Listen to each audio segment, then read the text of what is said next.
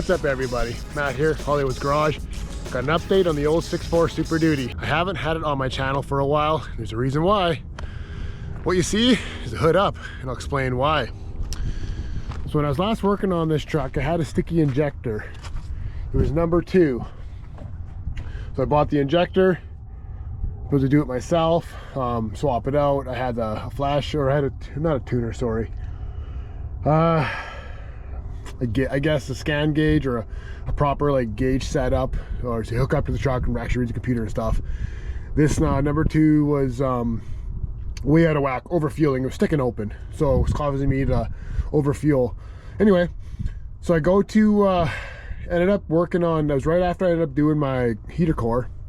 So I ended up starting the truck right after, you know, running it, getting the coolant back through it, because I had the heater core out and swapped out on another previous video. And then I noticed I had oil coming out of my crankcase ventilation tube, which I have the smedding kit. And it comes down here, you'll see the gray hose there. I had oil come out of that, and I also had oil coming out my exhaust. I'm like, oh, what the heck? And it was actually hard to turn over when I started it. It like kind of like hydro locked. Anyway, I got it to start, and that oil came out of there. So I'm like, shit, there's something else wrong here, right? So I took it into Alpine Diesel here, local to my area. They looked at it, they couldn't find any oil in the exhaust, but they said my number 2 injector, yeah, was busted, was overfueling, was sticking open.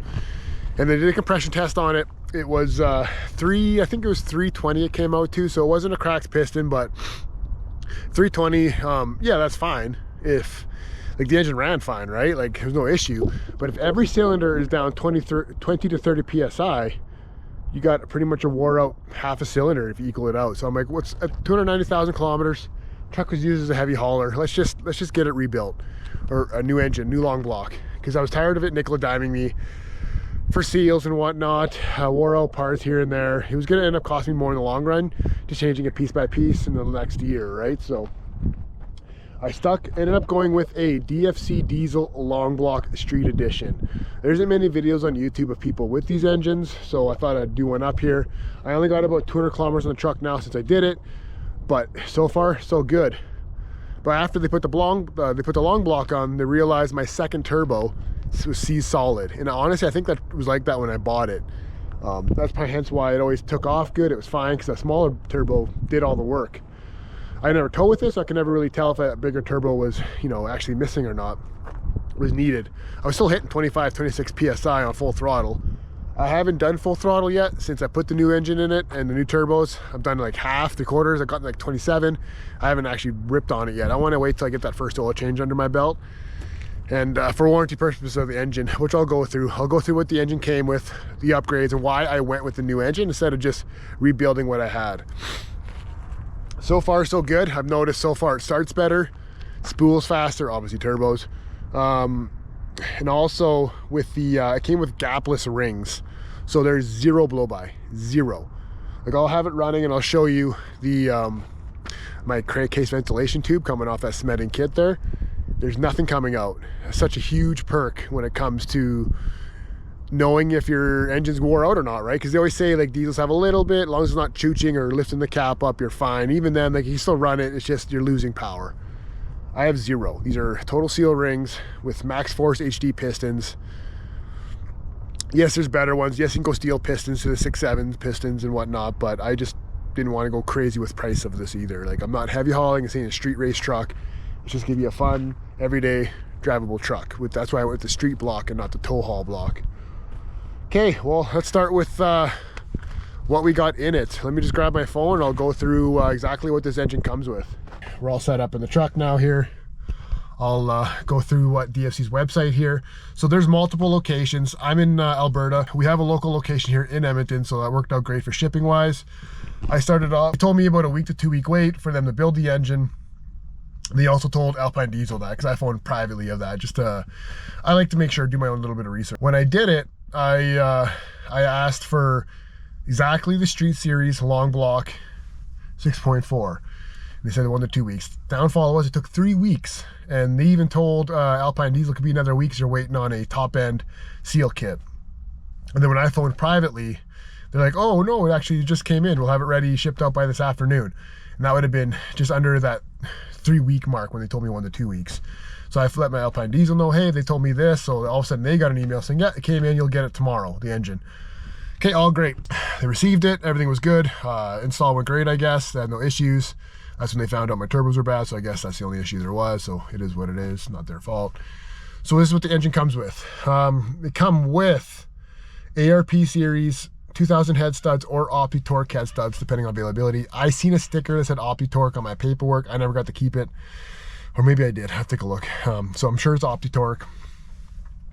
So they have a 5-year, 160,000 kilometer or 100,000 mile American in warranty in North America. Like, that's huge for diesels, guys. I mean, obviously that's going to be a warranty that's going to be, you know, as long as you don't have it overtuned and have running bigger injectors, and, you know, if you have a melted piston, then it's not their fault. They're more wear and tear on the engine itself, right? So just keep that in mind. Also, you have to do your first oil change underneath 1,000 kilometers, 600 miles. Keep your receipts unless you take it to a shop. Keep that receipt. You can do it yourself. Just keep your receipts for all your oil changes up until that 5 years is up, or the kilometers or miles, sorry. And then otherwise you will lose your warranty, and that's not fun. Another engine would not be fun. Okay, all engines come standard with total seal gapless piston rings. Told you about that. Great. There's 0 blow-by, 0.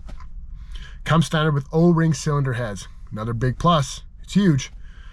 Comes assembled with the ARP connecting rod bolts. So I mean, obviously they feel like that's a weak point. I haven't heard that the 6.4s have a weak point in those. I think the factory ones would be fine as long as you're not pushing huge horsepower. But they come with it, so why turn that down? They all come, all of the short and long blocks and the street series come standard with the Max HD pistons, Max Force HD pistons, which comes, I think, factory in the international engines, not the Ford ones.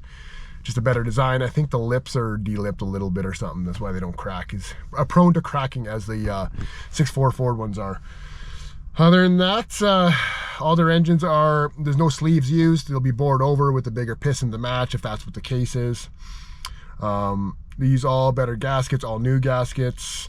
So all new pistons, rings, bearings, gasket seals, valves, springs, hard seats, stem seals, and cast guides standard on every engine. That's huge. Another reason why I went long block is everyone knows the valve wear on these engines, like the lifters and all that. They just wear out. It's just better to go all new. You have pretty much a whole new engine now.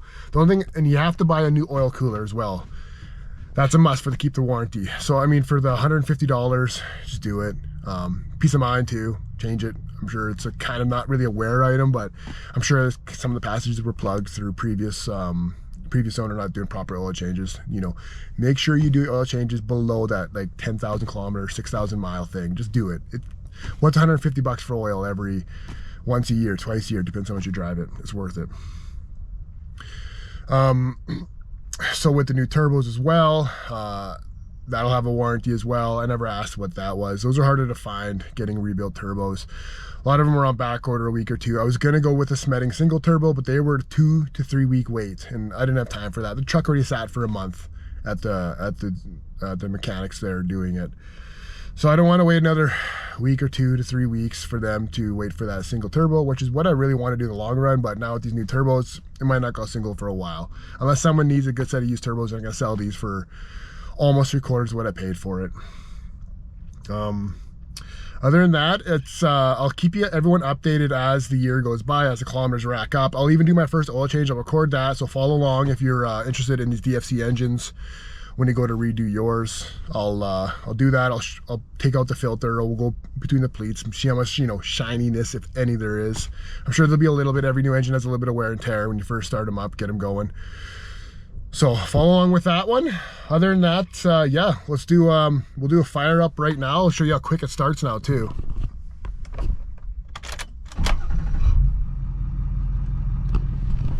Just like that, like zero issue. Starts right up, sounds great, 0 blow by. I'll show that video here, right here.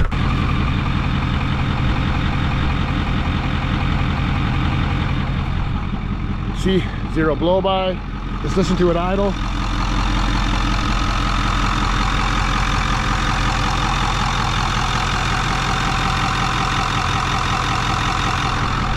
Sounds great. I also did new up pipes with the EGR delete, cooler delete. So I don't have to worry about that third pipe that comes around the back of the head vibrating and breaking loose, which is common. They vibrate and they crack. Once you remove that cooler kind of helps support that tube, I guess you call it. And when you remove it and just plate it, put your EGR delete plate on, you think that'd be good and everything would be good, but the vibration cracks where it bolts to the back of the head. So keep that in mind too. So if you ever have the cab off, just replace them. Do the EGR delete ones, cheap peace of mind. That way, as everyone knows, working on the turbo system on this vehicle is not fun. Working on anything on the 6.4 is not fun, let alone the turbo system. Okay guys, well, I'm gonna end that video here. Thanks for watching. Again, follow along, subscribe if you want to keep up with the how the DFC diesel engine long block rebuild goes. If I have any issues, I'll let you know. If you want immediate results or answers or questions or anything like that, follow me on Hollywoods_garage on Instagram. TikTok is Hollywoods Garage. DM me on there. I'll keep you up to date. Any questions, answers you have on it. Hey guys, see you in the next one.